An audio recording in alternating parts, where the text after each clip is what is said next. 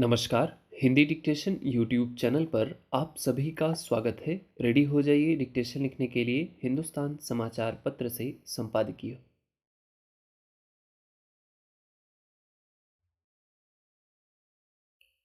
श्रीनगर के लाल चौक पर कांग्रेस की भारत जोड़ो यात्रा का भव्य समापन वास्तव में सकारात्मक राजनीति का एक नमूना है। जोड़ने की मनोकामना वाली यह सकारात्मक राजनीति कश्मीर में आकर जब संपन्न होती है तो पूरे देश और विदेश तक इसका संदेश पहुंचता है।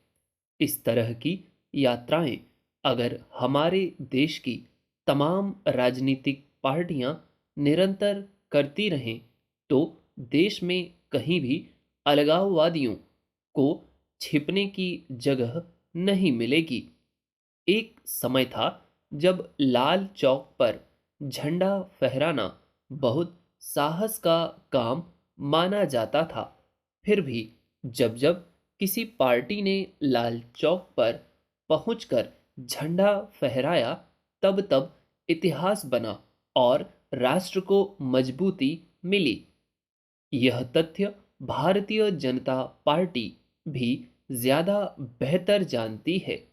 बहरहाल, अब यह एक इतिहास है कि राहुल गांधी के नेतृत्व वाली यात्रा 150 दिनों में 12 राज्यों और 2 केंद्र शासित क्षेत्रों से गुजरने के बाद जम्मू कश्मीर में संपन्न हुई है। लगभग 3500 किलोमीटर लंबे पैदल मार्च के विभिन्न पहलू हैं जिन पर अलग-अलग ढंग से चर्चा होगी। सियासी नजरिए से देखेंगे तो आलोचना के लिए अनेक पहलू मिलेंगे और राष्ट्र के नजरिए से देखेंगे तो उम्मीद का संचार होगा।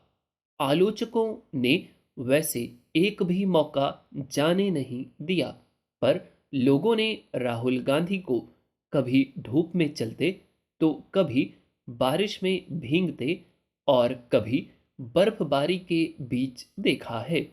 अगर यह यात्रा अपने देश को और करीब से जानने की कोशिश है तो फिर इससे बेहतर कुछ नहीं। पर अगर इसका मकसद केवल सियासी है तो इसके असर का पता चुनाव में ही लगेगा। आम लोगों के लिए यही संदेश है कि हमें यात्राओं के दौरान अपने देश को समझना चाहिए। यात्रा केवल अपनी खुशी या मनोरंजन के लिए ही नहीं है, बल्कि भांति-भांति के लोगों से मिलने का अवसर भी है।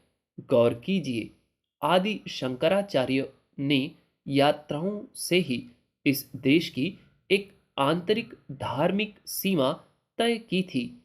विवेकानंद और गांधी जी ने भी अपनी अपनी यात्राओं से ही इस देश को पहचाना था। इसमें क्या संदेह है कि जो नेता देश को ज्यादा बेहतर जानेगा, समझेगा, वह सियासी मोर्चे पर उतनी ही कामयाब रहेगा। अगर इस यात्रा के दौरान 41,000 रुपए की टी शर्ट का आरोप लगा तो उस पर 10 लाख की सूट की प्रतिक्रिया हुई। सियासत में यही होता है, जैसी ध्वनि आप उत्पन्न करते हैं वैसी ही प्रतिध्वनि लौट कर आती है।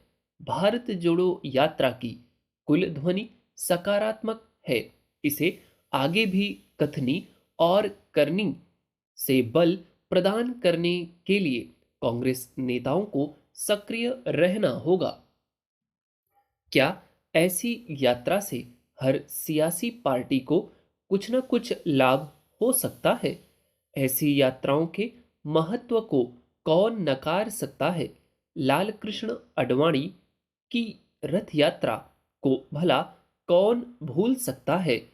उस यात्रा ने देश का मिजाज बदलने में अपना योगदान दिया था और आज 3 दशक बाद भी उस यात्रा को याद किया जाता है। क्या राहुल गांधी की यात्रा को भी याद रखा जाएगा? एक से बढ़कर एक दिग्गज इस यात्रा में शामिल हुए हैं। लोगों ने अपनी पीड़ाओं से नेताओं को अवगत कराया है। जरूरी है कि सभी पार्टियां उस पर गौर करें। तमाम सत्ताधारी पार्टियों को देखना चाहिए कि क्या इस यात्रा में आम लोगों ने नेताओं से मिलकर शिकायतें की हैं। इस यात्रा का व्यापक सुफल तो तभी है जब लोगों की शिकायतों के समाधान की दिशा में पार्टियां अपने अपने राज्यों में तेजी से कदम बढ़ाएं। समय कम है, चुनाव पास आ रहे हैं। उम्मीद करता हूँ डिक्टेशन आपने बहुत अच्छा लिखा होगा। कुछ वर्ड्स हो सकता है आपको अटक रहे हो, तो आप उनको लिखें अलग से, उनकी प्रैक्टिस कर लें। ठीक। अभी चूंकि ये यात्रा कंप्लीट हुई है, तो अब कुछ दिन तक इस पे एडिटोरियल आएंगे, एक्सपर्ट लोग अपने कमेंट्स करेंगे, सुझाव देंगे, विचार विमर्श करते रहेंगे। ठीक। तो अब ये हमारे आपके लिए सिरदर्द बन जाएगा, तो इसके खास वर्ड्स आपको कॉपी पे नोट करने हैं, प्रैक्टिस करनी है। ठीक। ताकि आने वाले दिनों में आप शॉर्ट हैंड डिक्टेशन में पारंगत हो सकें इस विषय पर। ठीक। कोई सुझाव है तो आप उसको ज़रूर लिखें। और कहने का मतलब मेरा यही होता है कि आप विषय की प्रकृति को समझा करें कि किस विषय का क्या महत्व है। जैसे G20 चल रहा है, तो G20 अभी लंबे समय तक चलेगा। ठीक। ये 2023 आप G20 में बहुत डिक्टेशन लिखेंगे। अब ये यात्रा संपन्न हुई है, अब इस यात्रा के अलग अलग एक्सपर्ट्स जो हैं या फिर राजनेता जो हैं वो अलग अलग कमेंट करेंगे। ठीक। तो उस पर हमें लिखने पड़ेंगे ढेर सारे डिक्टेशन।